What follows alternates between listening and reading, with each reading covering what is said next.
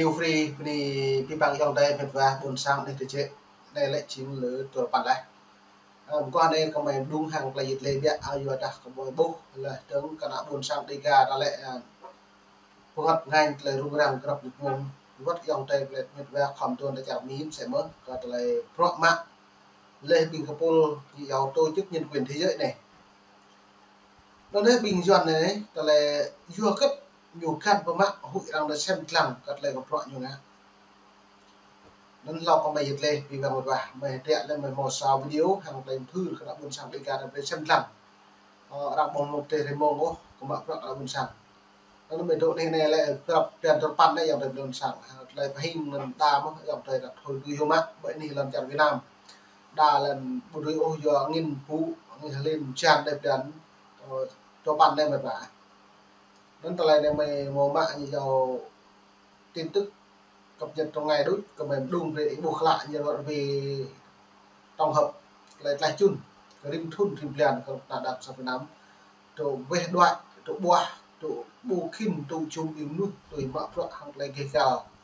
rồi vậy đi chả miếu dưa cất lại tạo bộ dần lại có nòng như này hẹp tháo hẹp nhiều keng răng keng câu răng cái nhà keng mút mà bởi đi lần chọn Việt Nam lại để lo đi nó lại nó ra đây chẳng là cái nhà một là nhiều người nào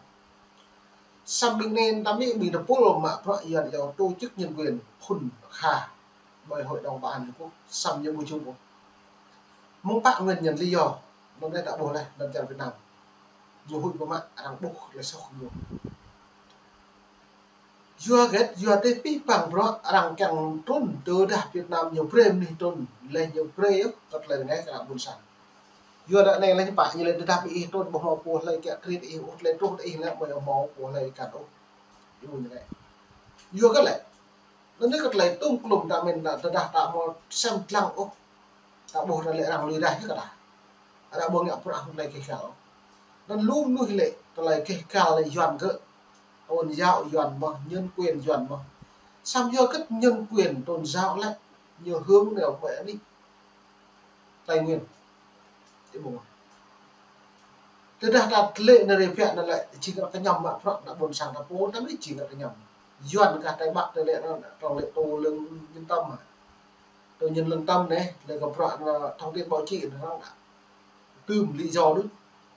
một hướng lại đằng nào cái nhầm lòng buồn sáng đi gạt phụ về đúng bạn duyên này có mày đúng hàng là lệ này mày mò sao điều học để không các bạn học hiền địa bà Laura này lại kèm đã đi hàng lấy tới nhà kèm nhỏ đi là kèm Việt Nam nó như lệ đã bị y lệ lấy ngay lách hàng lấy cái cả lại kèm nuôi bởi đi làm chàng Việt Nam bị y prey có mấy tuần còn cơn y prey có tuần nào tôi đã bị y mà so với cất y có mấy tuần rồi lại nên mời về xem làm video mà lo nên rồi ai bu lời lên này go back to Vietnam. Việt Nam, hãy mời tôi rất muốn được trở lại Việt Nam. Bà Mary Lawlor, báo cáo viên đặc biệt của Liên Hiệp Quốc về người bảo vệ nhân quyền, nói trước phái đoàn đại diện thường trực Việt Nam ở Geneva trong một video đăng tải trên mạng xã hội X hôm 27 tháng 11. Bà nói thêm, nhưng quý vị biết không, quý vị đến đây và nói tất cả những thứ này, và quý vị không cho bất kỳ ai trong chúng tôi vào, thì làm sao chúng tôi có thể tin những gì quý vị đã nói? Bà Lawlor lại gọi về mày kêu đi về cái mày nào từ đạp đi bộ phim mình nào nhưng mày thao can mày tôi rồi im nhập lại cái bộ chính bộ phun rõ nó biết lệ này dùa đã tạo bộ lệ là lệ dọn lệ nhiều rung nhiều hội mặt lệ từng nhiều thực thi các bộ luật nhân quyền với đặt thực thi bộ luật nhân quyền do các nhiệt can trở bị bình tổ chức nhân quyền thế giới đã tôn được các bạn rõ vậy đi làm chặt lắm Hà Nội rất nhiều Hà Nội căn cứ các báo cáo viên đặc biệt của Liên Quốc khẳng định cơ ta lời rõ mạng về của Việt Nam một lấy kể cả hàng lại phiền dưới đó phải đồng prey của mình đam mất rầm lỡ span đồng bể mình đúng mất cái rõ này lại làm trang soạn số thì nhiều mang đơn vất không có Campuchia trang soạn số thì nhiều mất lệ trong mang cuốn mà rõ một cuốn đang kém prey Việt Nam nghe còn là đơn được vậy nó đã nó vừa nó bà lo lại cái bằng rõ đã bị ý bộ về mấy tuần nhưng mà học than từ rõ mấy thấu tụ ở là bị phép này vừa đặt lại phép đảng cộng sản Việt Nam lại như lệ bởi đi làm tràn Việt Nam rồi ngay lại đảo lại mang non hàng này kia cao là nằm núi bỏ lại nó như là đã bị bộ về ô mấy tuần nhưng mấy thầu lại mấy thầu can đồng rõ cái hẹp này rồi thầu từ rõ cái hẹp lại bộ như thầu lệ cái đã nó là như trong say bởi hội đồng ban được quốc bởi đi thụy sĩ như luôn đi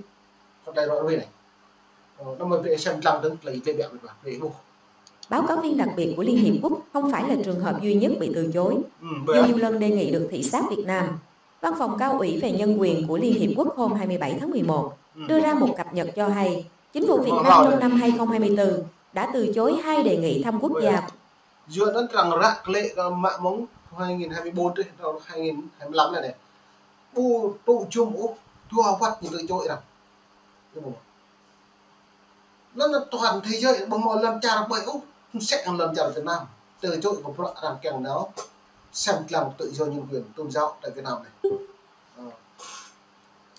dưới đó lại này đã buộc liên lạc này xem lòng lại đi bịa hàng lại buộc lại lại này đó. Hôm 27 tháng 11 đưa ra một cập nhật cho hay chính phủ Việt Nam trong năm 2024 đã từ chối 2 đề nghị thăm quốc gia của báo cáo viên đặc biệt về xu hướng tính dục và bản dạng giới cùng với báo cáo viên đặc biệt về chất độc và nhân quyền. Hà Nội cũng chưa đưa ra lời mời thường trực đến nhóm công tác về giam giữ tùy tiện, dù cơ quan này thường xuyên bày tỏ sự quan tâm và yêu cầu thăm quốc gia vào năm 2025. Dựa cho nên có lại những pít bằng và mang bị pro nèo mà muốn lời cho lúc trước đến lúc xa thuần từ bỏ cho lúc bà đi tua vật buộc càng buộc về đằng nào hăng nha bình báo cáo viên Liên Quốc chẳng trùn được xem làm nó đã năm này trong 2025 này tao hiếm bắc phương hướng ta nhiều như túi mình nhận định cả đằng chẳng trùn từ một má lên từ mạng pro hàng ta nhiều lên từ hàng lại cái kẹo nó được đặt một độ nó ta xem lại một điểm nào có nhiều một tồn tại bởi vì làm chân Việt Nam được vậy chuyến mày độ đã trả lời là mày độ cấp nít mông cấp lại một cái xem lại hàng lại hình lại mạng pro hàng đi dàn làm chân Việt Nam để luôn nuôi báo cáo viên Liên Quốc tôi xem rằng lại rằng ta nhà càng mọi năm đút chỉ đặc nhập vào nhố về công nghệ tuần lên tàu năng tay sai ra hàng này bởi vì lần cho Việt Nam phải lan tràn lại cầm nuôi mở rộng cung cấp thông tin vấn đề nhân quyền tôn giáo ở Việt Nam và trở lại đàn áp hàng ngày hàng giờ hàng tháng bởi vì đồng Việt trình bày pít và đi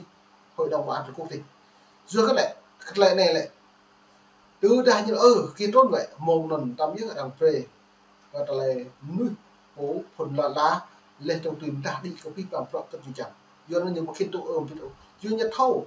tôi đáng cộng sản Việt Nam lại nhiều bây giờ người dân bản xứ đó nhiều trên nước chủ điểm như trận nào đối nhiều neo có đơn xâm lược này nhiều ở tạm đối tạm trụ tạm văn đối bộ mò tụ là lại nuôi bản địa của nó dưới nó nhiều hội với mà này người bản địa tạm biết nhiều hội là này thế thì bà là neo cái nhà lại nhiều pre neo như vậy trình nhiều thu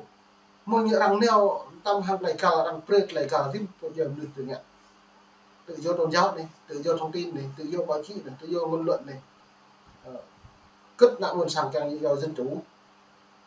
dân được vậy nó mà về xem mượn đứng lấy thế này về bác lại gặt lấy nhiều ngày 2024 trước 2025 này những bạn bộ làm về xem làm được lấy thế này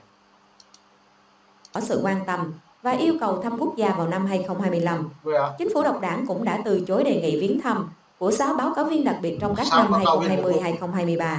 Báo cáo viên đặc biệt Mary Lolo nói tiếp, Việt Nam là nước có nhiều nhà bảo vệ nhân quyền nhất phải thụ án hơn 10 năm tù, hơn bất kỳ nước nào khác. Và tôi có thông tin về chuyện này. Nếu quý vị muốn tham gia với tôi, thì hãy làm ơn thực hiện, bởi vì tôi rất muốn làm như vậy. Nên bà lệ có cái bằng rõ em bùa đấy, còn là những cái pet mạng nhạc sạt luôn nuôi 2023 đó. Lên trong năm 2024 rồi mạng tự như lột thùng mang thế giới bông màu phá đéo tùy bông màu có tạo từ lần chào Việt Nam mạng tự như vì giàu tùy điện bông màu làm mạng tự là như cái ngạc lên từng bà là lệ những bạn đơn đáp định tham gia có lấy luật nhân quyền toàn cầu này lại pre bóc màng pre đứng nước đang cần giám sát vấn đề nhân quyền của tôn giáo ở Việt Nam này